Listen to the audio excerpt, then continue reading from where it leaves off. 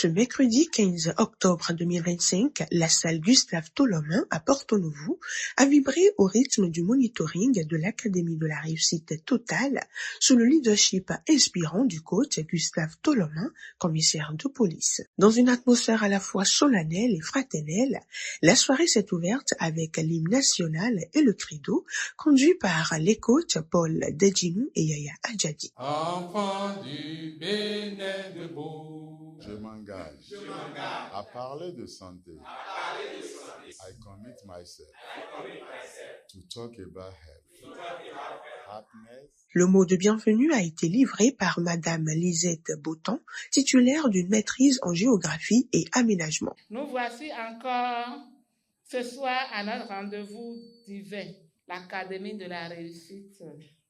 Je voudrais vous inviter à vous asseoir confortablement et à écouter d'en bas les thèmes qui seront présentés par des communicateurs divinement choisis. Sur ce, je vous décrète la bienvenue. Merci à tous.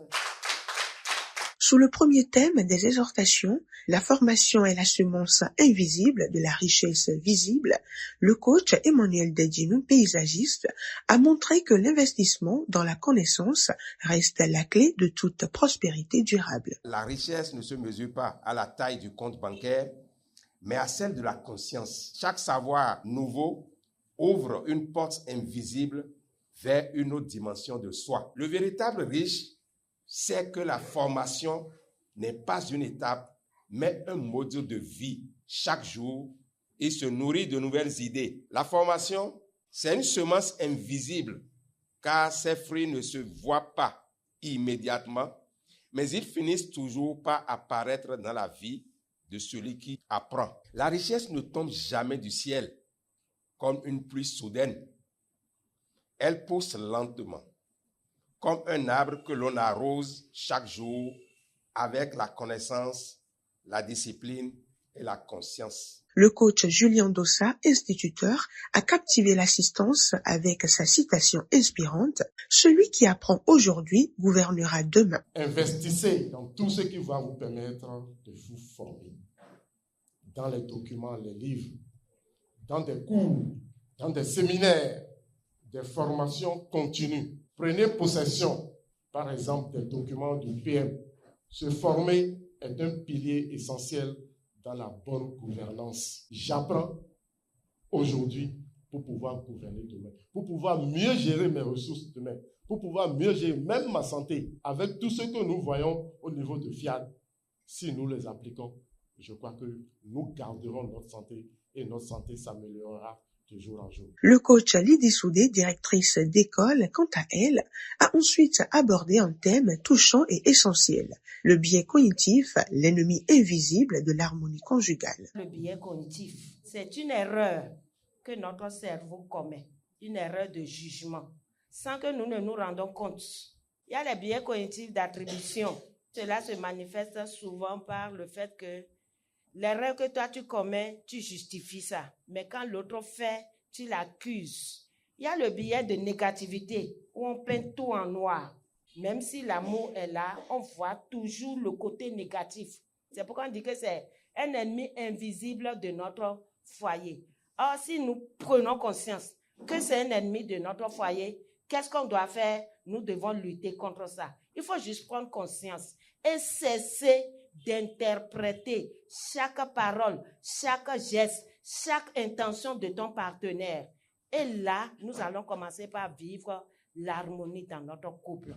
Un temps d'expression artistique et de détente a ensuite émerveillé le public avant le retour à la tribune du coach Gustave Tolomin qui a livré un message d'une rare intensité sur le thème « Le feedback, miroir de croissance et école d'humilité ». Le feedback, c'est une parole qui éclaire, un regard qui ajuste, une main invisible qui vous aide à vous redresser lorsque nous nous égarons. Il est le miroir de la progression, la lumière du perfectionnement et le souffle de la croissance. Recevoir le feedback peut parfois être difficile, mais c'est une école d'humilité. Cela vous oblige à réfléchir et à vous adapter.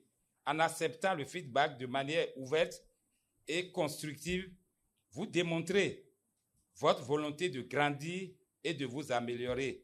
N'ayez pas peur de demander des feedbacks et les recevoir avec gratitude. Utilisez-les pour ajuster votre trajectoire, développer vos compétences et atteindre vos objectifs. Le feedback est le cadeau qui nous aide à devenir la meilleure version de nous-mêmes. Je vous remercie. Dans un esprit de solidarité, Madame Jacqueline Dedjinou Dakan, technicienne supérieure de l'action sociale à la retraite, a conduit l'appel à contribution avant de donner le micro à l'ambassadeur François Dossou-Koko, président de l'association des policiers retraités de la commune de Louémé. En donnant, nous nous rapprochons de Dieu et son cœur nous crée un effet dominé de bonté et d'amour qui peut inspirer d'autres à faire de même. Des enveloppes nous seront distribuées. Que notre générosité soit une offrande agréable à Dieu et qu'elle nous rapproche de son amour. Je vous remercie.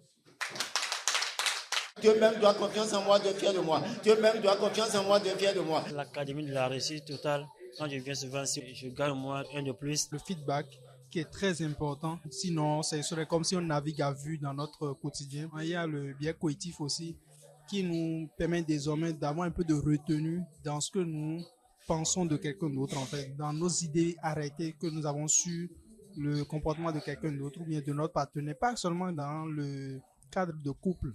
Cette séance fut une véritable école d'excellence et de transformation qui s'est conclue sur un délicieux cocktail.